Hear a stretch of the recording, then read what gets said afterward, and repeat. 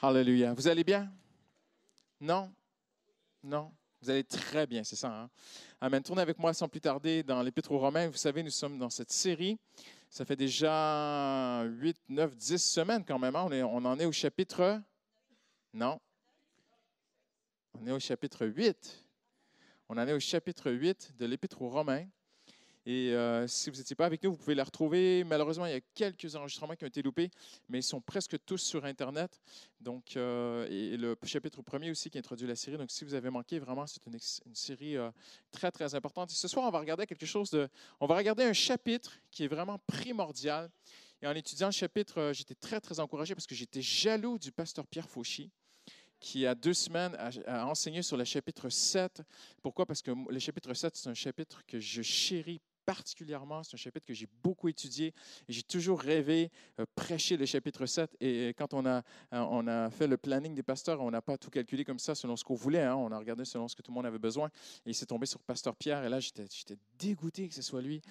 Mais quand j'ai entendu son message, j'étais béni, j'étais encouragé. Je ne sais pas pour vous. Amen. Et quand j'ai vu que ça tombait sur moi, le chapitre 8, je suis allé étudier le chapitre 8. Et là, j'étais encore plus ravi. J'ai dit, Seigneur, tu me fais une fleur là. Alors, vous allez voir, ce soir, c'est un chapitre extraordinaire, en fait, parce que... Et comment Dieu organise les choses? Croyez-vous que le Seigneur est au contrôle de cette Église? Je suis profondément convaincu. Je suis profondément convaincu que je ne contrôle rien, que c'est le Saint-Esprit qui contrôle. Amen. Parce qu'on a fêté la Pentecôte dimanche. Et la Pentecôte, c'est la venue du Saint-Esprit. Et le chapitre 8, c'est le chapitre du Saint-Esprit. Dieu dirige toutes choses, hein?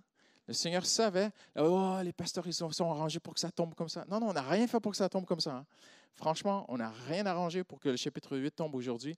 Mais je pense que dimanche, on a proclamé la Pentecôte et ce soir, on va expliquer la Pentecôte. Amen. Parce que quand on est chrétien, on vit des choses que parfois on ne comprend pas trop ce qu'on vit avec le Seigneur. Et il faudra attendre très longtemps. On sait, on l'a vu ensemble, l'apôtre Paul, c'est peut-être vers 67, 68 ans qu'il a écrit l'Épître aux Romains, donc il est assez âgé. Et l'Église, elle a maintenant du vécu. L'Église, elle a peut-être une quarantaine d'années déjà. Et les chrétiens ont vécu des expériences avec Dieu, avec l'Esprit de Dieu, avec le Saint-Esprit. Et parfois, ils ne comprenaient pas trop ce qu'ils vivaient. Et Paul va bien expliquer dans le chapitre 8, et on va voir quelque chose de très, très intéressant. Plusieurs théologiens et commentateurs de la Bible disent que l'Épître aux Romains, ce serait comme si je peux l'exprimer ici ce soir, l'Épître aux Romains, ce serait comme les Alpes des écrits du Nouveau Testament, hein, comme une chaîne de montagnes, mais que le plus haut sommet de cette chaîne de montagnes, de tout ce que Paul a écrit dans l'Épître aux Romains, ce serait le chapitre 8 qui arrive vraiment où il culmine, parce que le chapitre 7, si vous étiez avec nous, si vous n'étiez pas avec nous, vous avez vraiment manqué quelque chose de bon. Mais le chapitre 7, c'était le problème de la chair, le problème de l'homme. Si vous vous souvenez, hein, c'est Paul dit, je fais les choses que je ne veux pas faire, je ne fais pas les choses que je veux faire, je vois une loi en moi, dans ma conscience, dans ma tête, dans ma conscience, dans ma moralité, je voudrais plaire à Dieu, mais je trouve quelque chose d'autre. En moi, il y a une force qui me tire vers le mal. C'est vrai hein, que c'est comme ça la vie. Et même quand on veut marcher avec Dieu, on est surpris parfois qu'on va aller par là et tout à coup, il y a quelque chose qui nous tire vers ailleurs, hein, vers le mal. Et puis on arrive à la fin du chapitre 7 où Paul s'exprime de joie et dit « Gloire soit rendue à Dieu à cause de Jésus-Christ ». Le chapitre 7, il finit là. Mais qu'est-ce qui est si merveilleux à propos de Jésus? Chapitre 8. Amen. Et maintenant, on va voir quelque chose ensemble ce soir de très intéressant.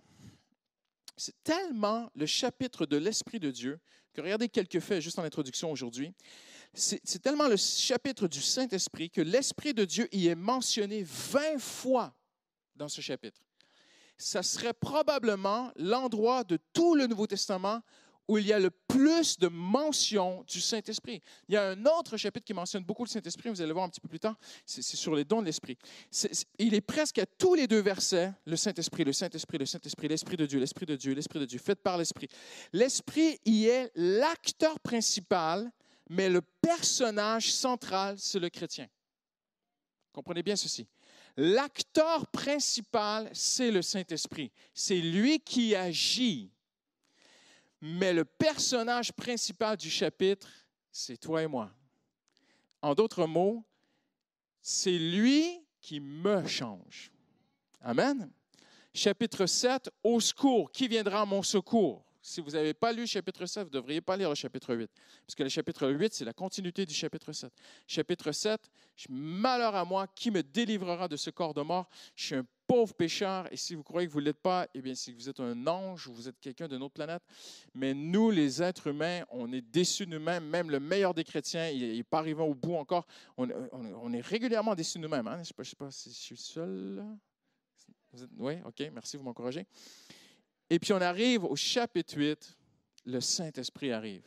Il est l'acteur principal, il est l'acteur, celui qui agit. C'est lui l'acteur principal, mais le personnage central de tout le chapitre, c'est mon cœur. Donc en d'autres mots, c'est lui qui va changer mon cœur. On va voir ensemble comment il va le faire. Paul expose comment l'Esprit déploie le caractère de Christ en nous. Donc, c'est vraiment une explication, une exposition. Vous ne verrez pas beaucoup d'attributs. Il y en a peut-être un ou deux attributs du Saint-Esprit. Une ou deux fois dans le chapitre, Paul dira, l'Esprit, il est comme ceci, l'Esprit, il est comme cela. Mais ce n'est pas le but de ce chapitre. Le but de ce chapitre, ce n'est pas nous expliquer qui est le Saint-Esprit, mais plutôt comment il s'y prend pour changer ma vie. Je vais vous dire pourquoi c'est important que vous compreniez ceci ce soir.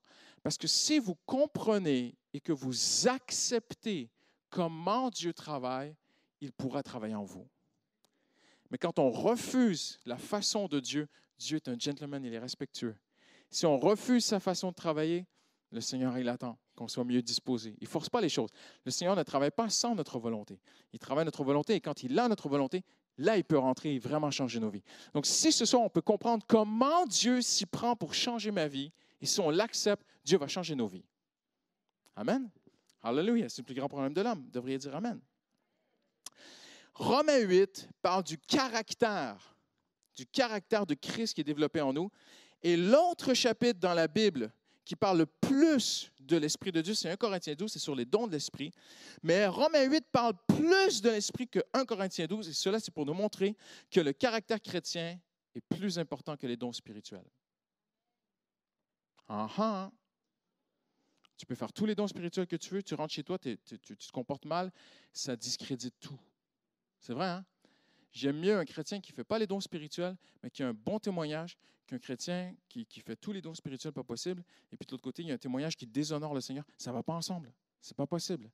Et la Bible nous montre que, et Paul parle plus du Saint-Esprit dans Romains 8 que dans 1 Corinthiens 12. Donc, on croit aux dons spirituels, on aspire aux dons spirituels, on recherche les dons spirituels, on est ouvert aux dons spirituels. On croit vraiment que les dons spirituels sont importants, mais les dons spirituels viennent après le caractère chrétien.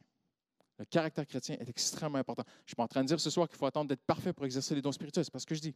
Mais le but de ce chapitre, c'est pour nous montrer que le plus grand but de Dieu, c'est de changer nos vies par le Saint-Esprit. Paul expose comment l'Esprit de Dieu déploie le caractère de Christ en nous. Et maintenant, regardez bien ceci. Les bénédictions et privilèges essentiels conférés aux chrétiens se retrouvent toutes ici en un seul mot, le caractère chrétien. Maintenant, le caractère, la définition du caractère, c'est ceci. C'est la marque appliquée d'une chose sur une vie. C'est un tempérament. Et ce qui est très intéressant pour nous de voir maintenant dans un instant, c'est comment le Saint-Esprit s'y prend pour amener une marque appliquée de Christ dans ma vie, une marque appliquée de Christ dans mon tempérament. Le Seigneur ne va pas changer mon tempérament, il va le purifier. Vous êtes ce que vous êtes. Timothée est très différent de moi, et physiquement, et dans son tempérament. Il y a juste une petite ressemblance ici, là. Mais pour le reste, on ne se ressemble pas. On n'a pas du tout le même tempérament, on n'a pas le même caractère. Et le Seigneur ne va pas donner un autre caractère à Timothée. Il veut purifier son caractère. Et la seule façon que Dieu a déterminée de toute éternité, il ne va pas changer ses plans. On ne peut pas changer Dieu, c'est à nous d'ouvrir nos cœurs pour qu'il nous change. Dieu ne va pas changer sa façon de travailler. La seule façon dont Dieu va amener le caractère d'un homme et sa personnalité, son tempérament à être purifié, c'est en faisant grandir le caractère de Christ en lui. Le but de Dieu, ce n'est pas que vous soyez sauvés, vous ayez votre ticket pour aller au ciel et vous passiez votre vie assis à l'aéroport en attendant le départ du vol. Comprenez-vous ce que je veux dire? Il y a des chrétiens, ils sont comme ça. Ils ont leur ticket, je vais au ciel, je suis sauvé, c'est bon. Ils s'assoient à l'aéroport céleste, ils attendent que Dieu vienne les chercher. Non, non, non, non. Quand tu es sauvé, c'est le début. Starting block. C'est la ligne de départ. Amen? Et Dieu commence un travail. Amen. Alléluia. La venue du Saint-Esprit dans notre vie, c'est pour débuter un travail en nous, de faire grandir le caractère de Christ. Et que le caractère de Christ laisse une marque imprégnée, visible dans mon tempérament, dans ma vie, dans mon caractère, que les gens voient. Et moi, il n'y a rien de plus beau pour moi que quand ma femme me dit, franchement, chérie, tu changes. Ça s'en vient. Ça m'encourage. Voyez-vous, j'ai abdiqué, je ne travaille plus sur moi-même. Il y a des gens qui disent qu'ils travaillent sur eux-mêmes. Bon courage. Moi, je ne travaille plus sur moi, j'y crois pas. J'y arriverai pas. Ça, c'est chapitre 7. Chapitre 7, c'est Paul dit, j'ai tout fait pour me changer, j'y arrive pas. Chapitre 8, il est fini, il est KO, il s'en remet à Dieu. Et il finit chapitre 7 en disant, merci Seigneur pour Jésus, c'est lui qui va me changer. Amen. Amen. Et là, on arrive au chapitre 8, le chapitre du Saint-Esprit. Et on va voir deux choses ensemble rapidement ce soir. On va voir le caractère scellé. En fait, le Seigneur il y a quelque chose qu'il a déjà fait et il y a quelque chose qu'il va faire, OK? Premièrement, qu'est-ce que Dieu a déjà fait? Parfois, on s'énerve pour rien, les choses sont déjà faites. Il y a une chose qui est déjà faite, c'est que le caractère est déjà scellé contre les éléments extérieurs. Je m'explique. Ça a l'air très philosophique ce que je dis, mais vous allez voir, c'est très pratique et très simple. C'est très, très fort. Il n'y a que la Bible, c'est pour ça que je suis super excité. Quand j'étudiais, je suis allé voir ma femme. « Ah, regarde, c'est trop beau. » Il n'y a que Dieu qui peut faire des choses comme ça. Le chapitre commence en disant quelque chose et il termine en disant une autre chose. Les deux choses, premier verset et dernier verset, font une boucle qui scelle le chapitre 8. Je vais vous montrer ces deux choses. Les deux choses qui sont très importantes, c'est que premièrement, au verset premier, on va le lire ensemble si vous le voulez bien. Maintenant donc, il n'y a plus de... Ah, je ne vous ai pas entendu là. Vraiment, je suis super déçu. Attendez, je vais vous donner une deuxième chance qu'on fasse comme une chorale. Tu es prêt, Timothée? Tu auras une belle chorale ce soir. Maintenant, il n'y a plus de... Hallelujah. Amen. Je vais vous dire pourquoi. Parce que parfois, nos fautes nous rattrapent. Hein? Parfois, notre conscience nous rattrape. Le passé nous rattrape. L'ennemi nous rattrape. Les gens nous rappellent. Et Paul, il met un sceau. Maintenant, chapitre 7, je suis vraiment un pauvre pécheur. Je n'arrive pas à être meilleur. Par Jésus-Christ, chapitre 8, c'est fini, c'est fermé. Il n'y a plus de condamnation. Amen. Hallelujah. Mais on va aller directement à la fin du chapitre. Verset 39, chapitre 8. Et le verset 39.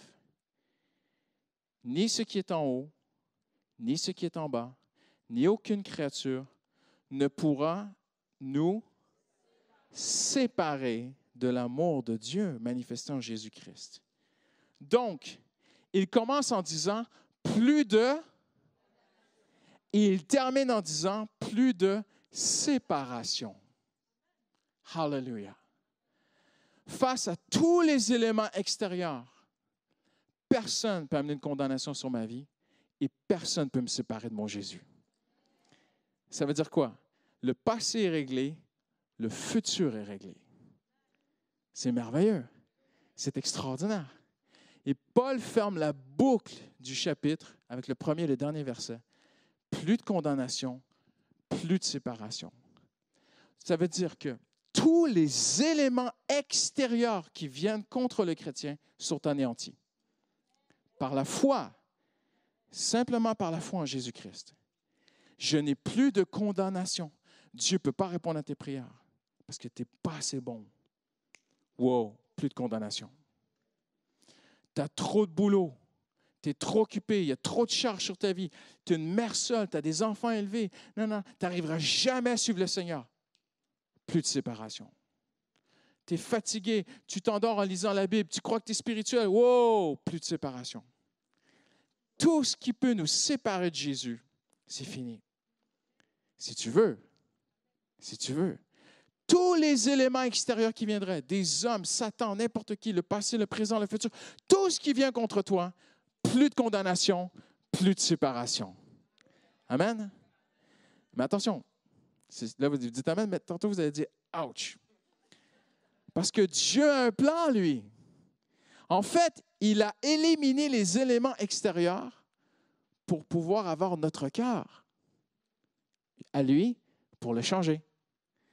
Alors, on dit Amen, Alléluia, mais Dieu est en train de nous aseptiser dans une salle tout aseptisée. Vous savez, les salles de chirurgie, il n'y a plus aucune bactérie, il n'y a plus aucun petit virus, il n'y a plus rien. Tout est propre pour qu'on puisse travailler dans le cœur. C'est ce que Dieu a fait dans le chapitre 8. Il a tout enlevé les éléments extérieurs, mais maintenant, il va rentrer à l'intérieur, il va changer nos cœurs. Donc, mon caractère est scellé contre les éléments extérieurs. C'est très, très fort parce que même au verset 3, je n'ai pas le temps de tout lire ce soir, le temps passe tellement vite, mais au verset 3, Paul dit, Dieu l'a fait. Dites avec moi, Dieu l'a fait. Dieu l'a fait. Qu'est-ce qu'il a fait?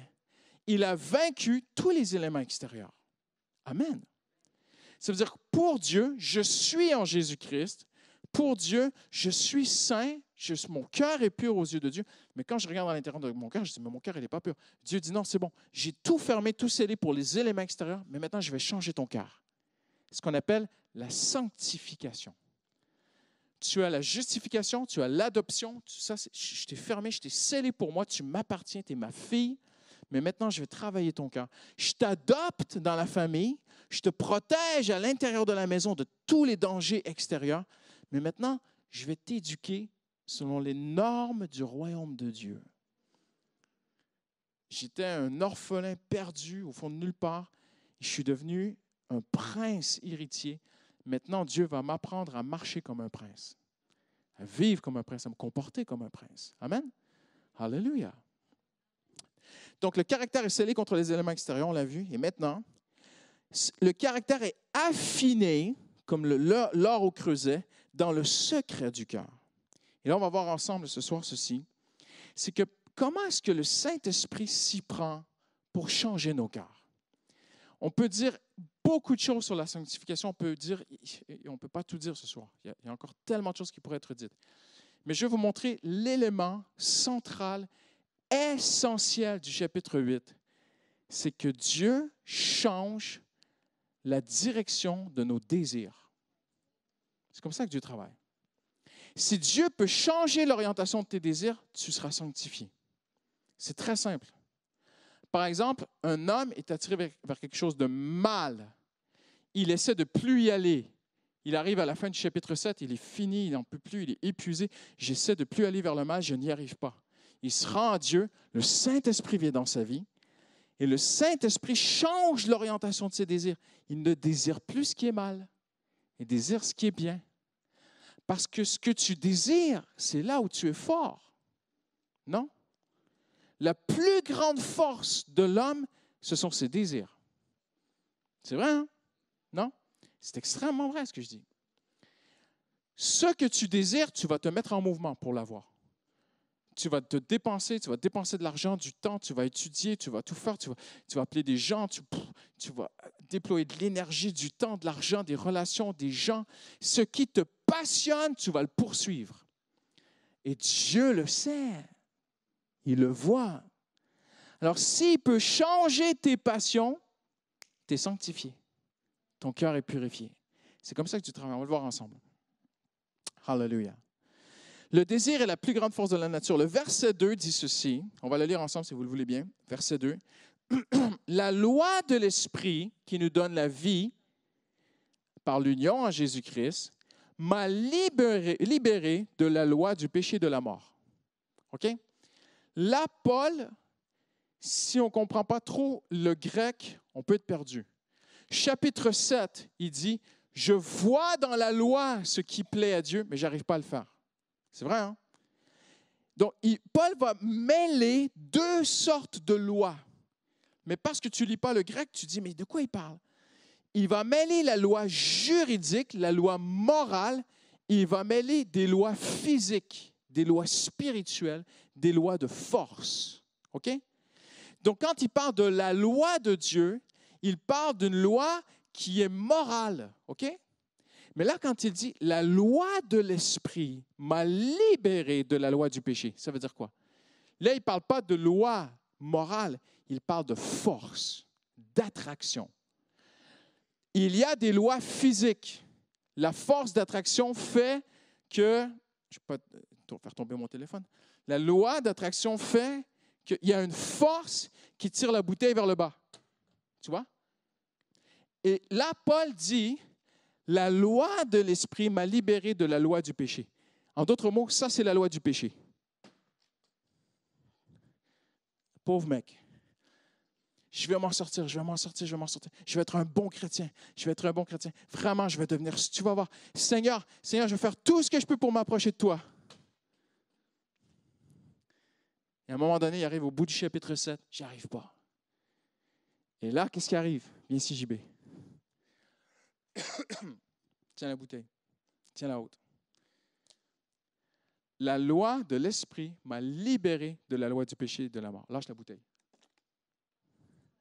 Ça, c'est le Saint-Esprit.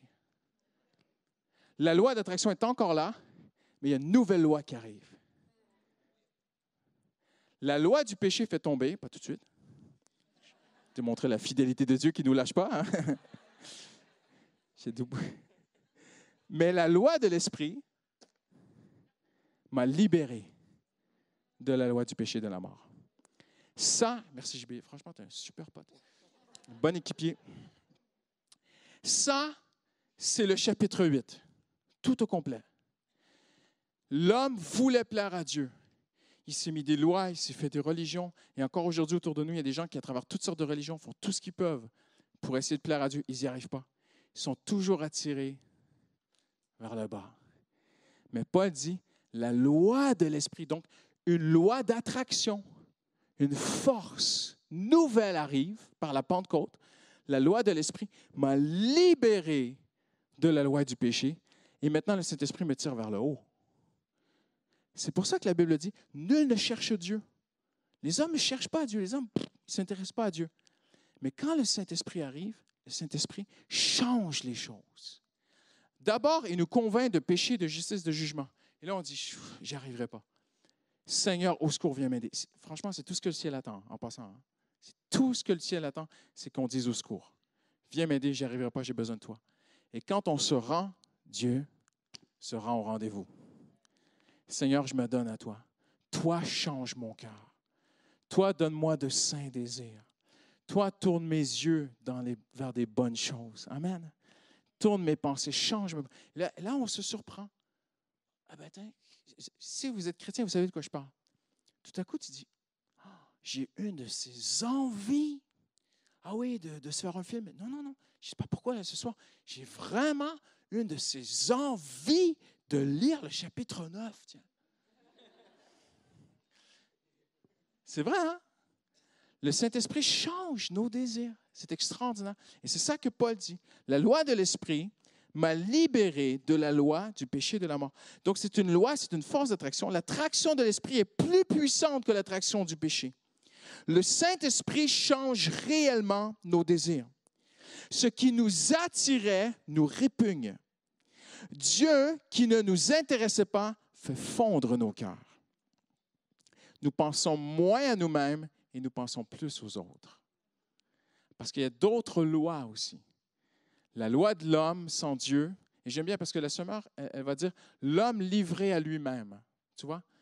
Et quand on est livré à nous-mêmes, on pense qu'à nous-mêmes. Ne vous laissez pas prendre. Même les gens qui aident les autres sans Christ le font pour des intérêts. C'est impossible. Impossible sans la vraie nature de Christ de vraiment aimer les autres. Mais quand on a la nature de Christ, Dieu grandit en nous. Et comment il est Dieu? Car Dieu a tant aimé qu'il a donné. Et quand on s'approche de Dieu, on a envie de donner, on a envie de t'as l'air pauvre. Je vais t'aider ce soir. Tu vois? Puis, Pierre, on dirait que tu as soif. Tiens. On change. Mais quand on vit sans Dieu,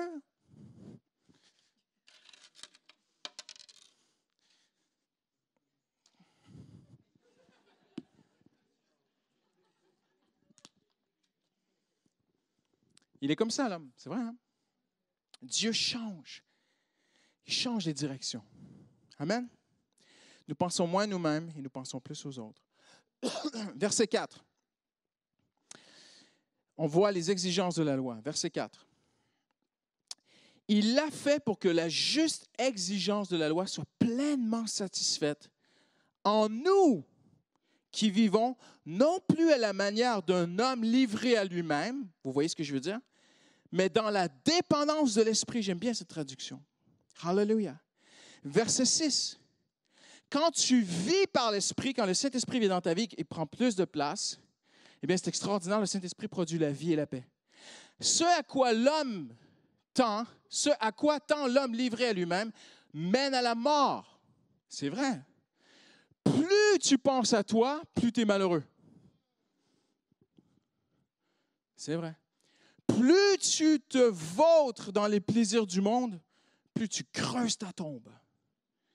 Et même la Bible dit, le salaire du péché, c'est la mort.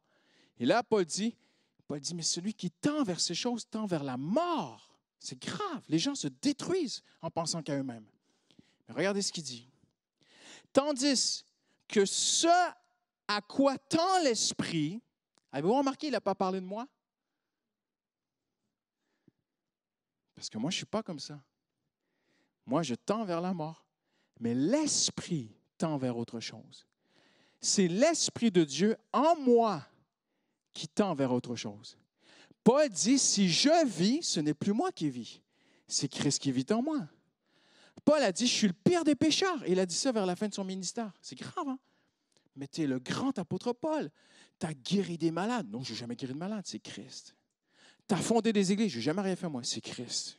Moi, je sais qui je suis. Moi, je suis vraiment un pécheur sans Christ. Oh, mais tu as de la valeur, tu es quand même quelqu'un. Non, non, non. Je sais qui je suis sans Christ. Je sais ce à quoi je tends sans Christ. Mais ce à quoi tend l'Esprit en moi, si j'ai de saints désirs, c'est le Saint-Esprit.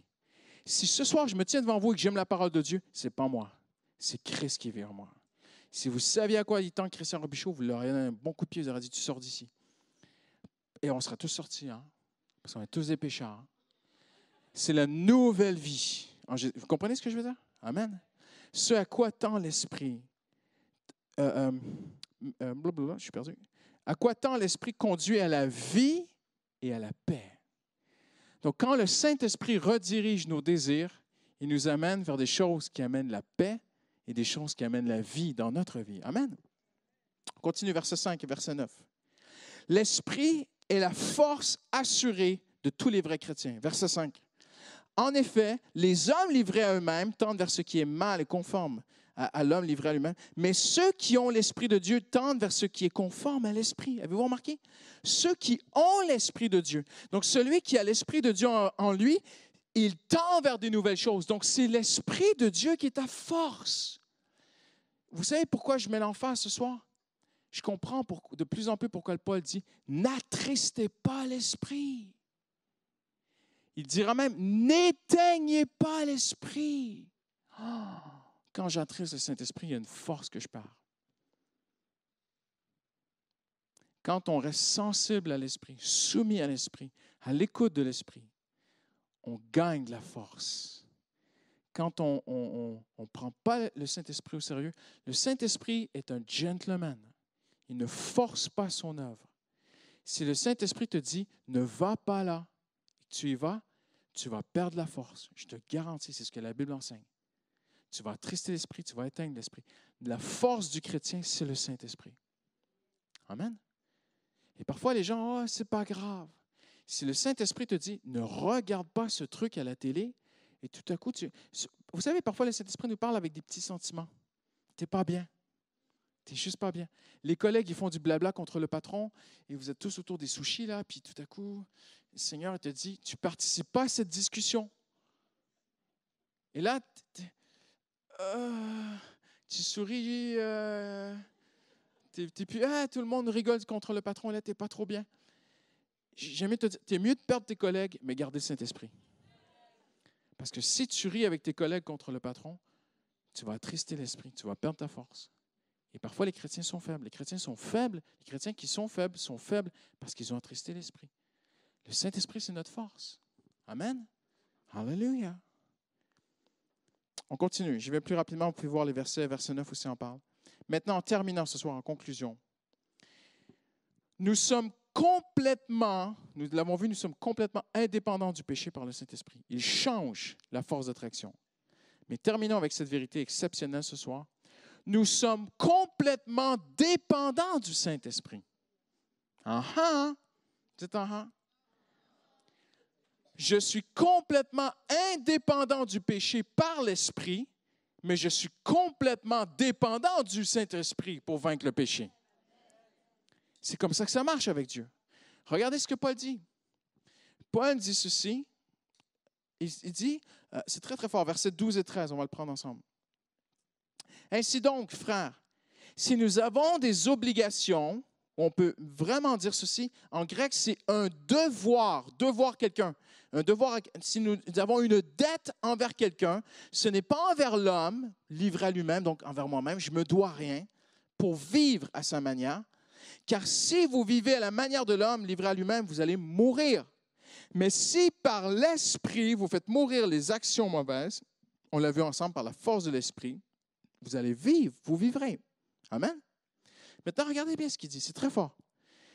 Si nous avons des obligations, et le mot ici, en grec, littéralement, ça signifie si nous sommes débiteurs, si nous devons quelque chose à quelqu'un, ce n'est pas à nous-mêmes, c'est à l'Esprit de Dieu.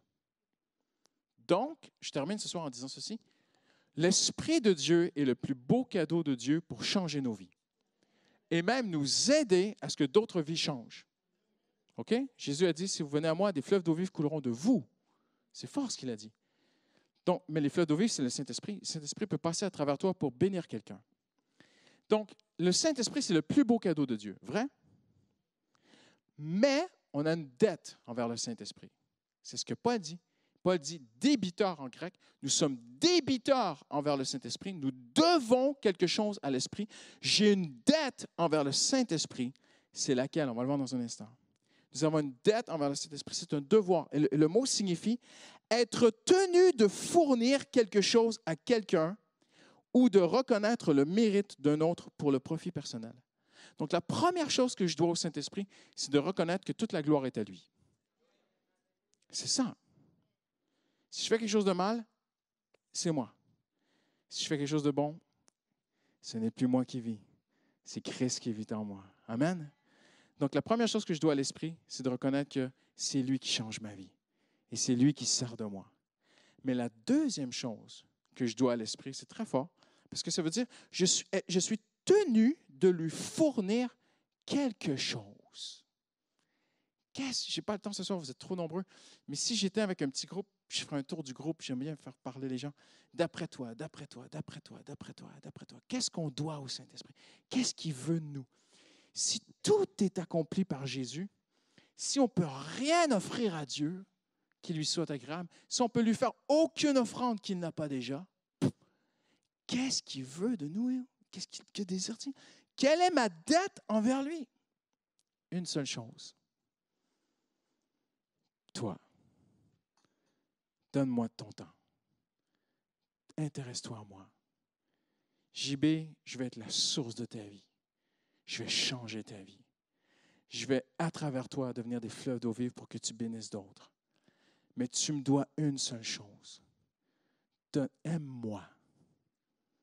Tu aimeras le Seigneur, ton Dieu, de tout ton cœur, de toute ton âme, de toute ta force. Mais je suis un pécheur, c'est pas grave, je t'ai choisi. Je suis pas digne, c'est pas grave. Je n'ai pas beaucoup de temps, donne-moi le peu de temps qui te reste. Mais quand je suis au boulot, je dois me concentrer sur mon travail, sinon je vais perdre mon boulot. Je comprends bien ça. Mais quand tu es dans le métro, tu as un peu de temps, donne-moi du temps. Quand tu es à la maison, tu as un peu de temps. Donne-moi un peu de ton temps.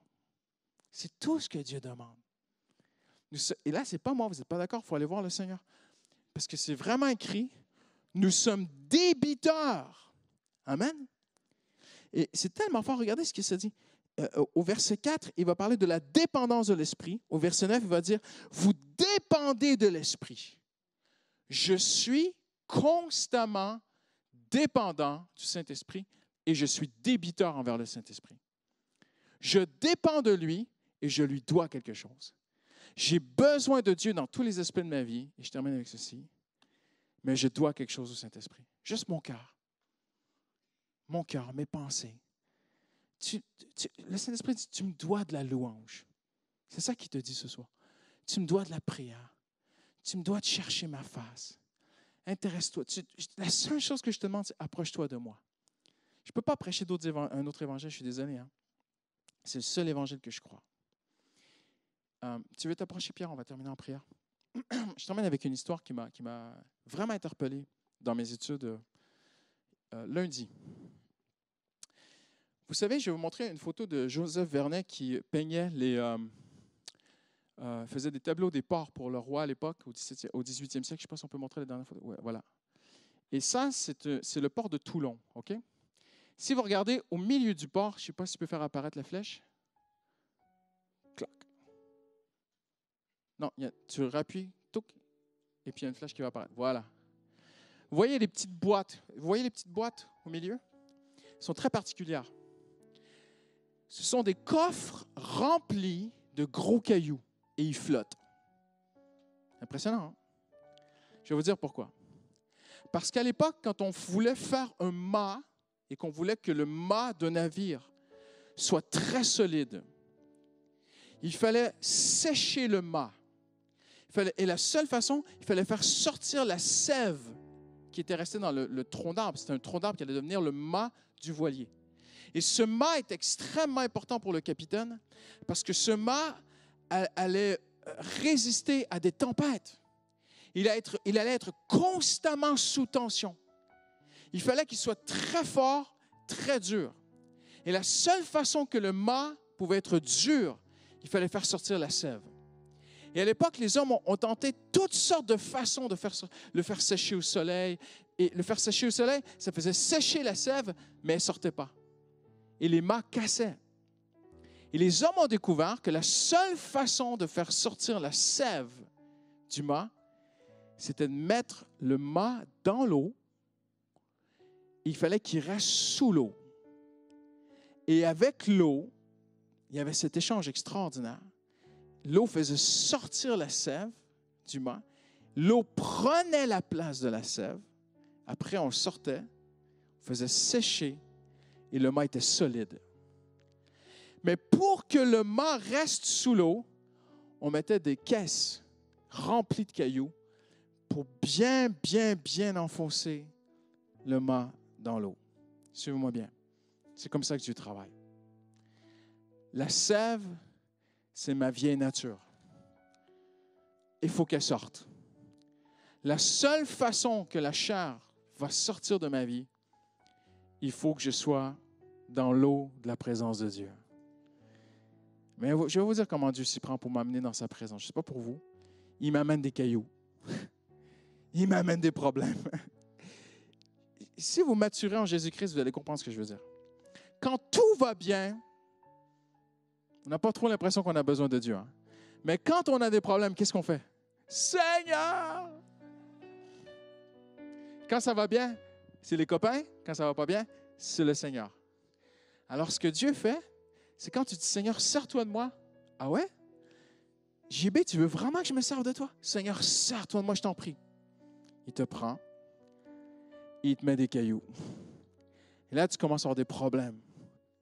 Et on dit en anglais, needs drive you to your knees. Les problèmes nous font plier les genoux. Et parfois, le Seigneur, il garde des fardeaux dans ta vie pour te garder sous l'eau. Parce qu'il sait ce qu'il fait. Il va faire de toi un mât. Il va faire de toi une colonne dans sa maison. Il va faire de toi quelqu'un qui est solide.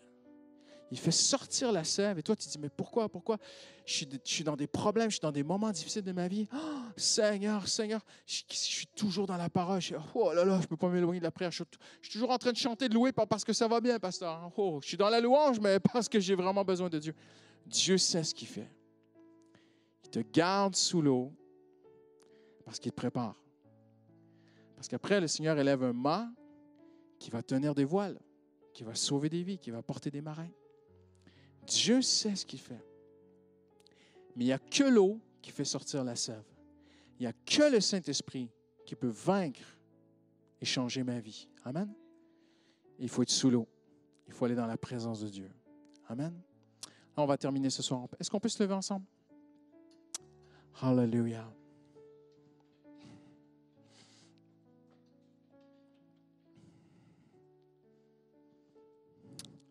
J'aimerais faire un appel ce soir, mais pas devant, juste là où vous êtes. Si vous voulez juste commencer à dire au Seigneur, Seigneur, j'ai besoin de toi dans ma vie, Seigneur. Peut-être que tu dis, Pasteur, je suis sous l'eau. Il y a comme cette caisse de cailloux, de fardeaux qui est sur ma vie. Le Seigneur sait ce qu'il fait dans ta vie. Il faut que tu arrives au chapitre 8.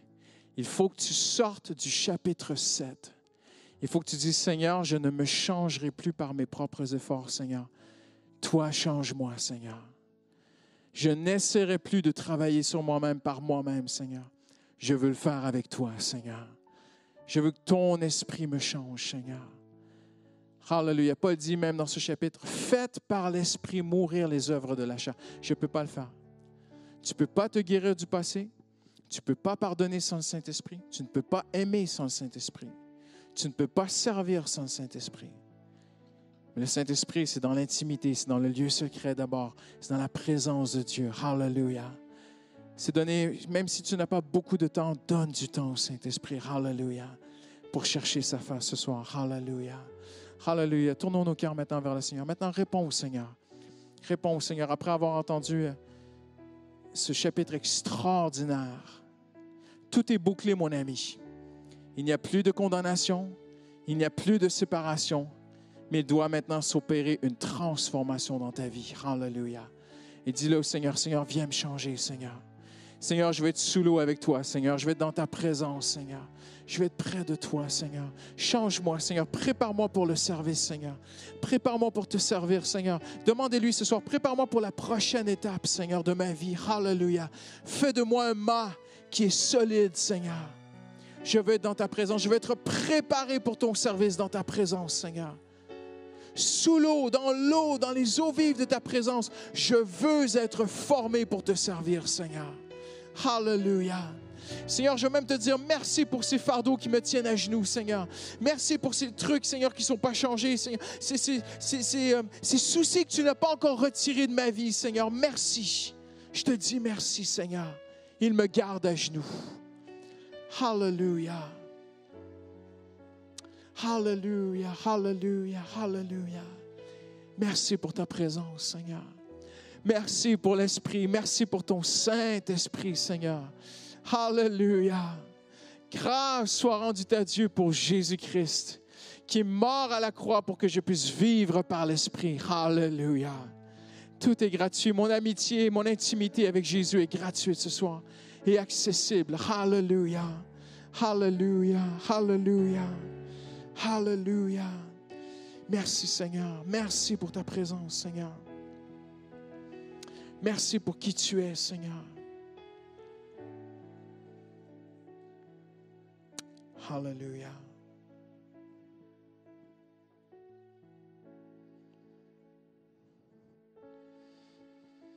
Amen. Juste avant de se séparer, Paul termine en disant, « Mais dans toutes ces choses, nous sommes plus que vainqueurs par celui qui nous a aimés. » J'en ai l'absolue certitude, ni la mort, ni la vie, ni les anges, ni les dominations, ni le présent, ni l'avenir, ni les puissances, ce qui est en haut, ni ce qui est en bas, ni aucune créature, rien ne pourra nous séparer de l'amour de Dieu en Jésus-Christ, notre Seigneur. Amen. Hallelujah. Tendons nos mains vers le Seigneur Jésus. Amen. Hallelujah. Seigneur, merci. Merci, Seigneur. Il n'y a plus de condamnation. Il n'y a pas de séparation, Seigneur. Nous rentrons à la maison unis en Jésus-Christ. Hallelujah. Il n'y a rien dans ce monde qui peut me séparer de l'amour de Jésus. Rien, rien, rien, rien, ni à l'intérieur, ni à l'extérieur. Rien ne nous séparera de l'amour de Jésus. Il n'y a plus de condamnation. Dites-le au Seigneur. Merci, Seigneur. Il n'y a plus de condamnation, Seigneur. Et dites-lui, Seigneur, je te remercie, Seigneur. J'ai cette transformation intérieure grâce à toi, Saint-Esprit. Hallelujah. Dans le nom de Jésus. Est-ce qu'on peut lui donner une grande acclamation? Hallelujah. Hallelujah. Amen. Amen. Alléluia. La parole de Dieu est merveilleuse. Amen. Que Dieu vous bénisse. Rentrez bien. Prenez un instant aussi pour vous saluer les uns les autres. Alléluia. Merci Seigneur pour ta parole.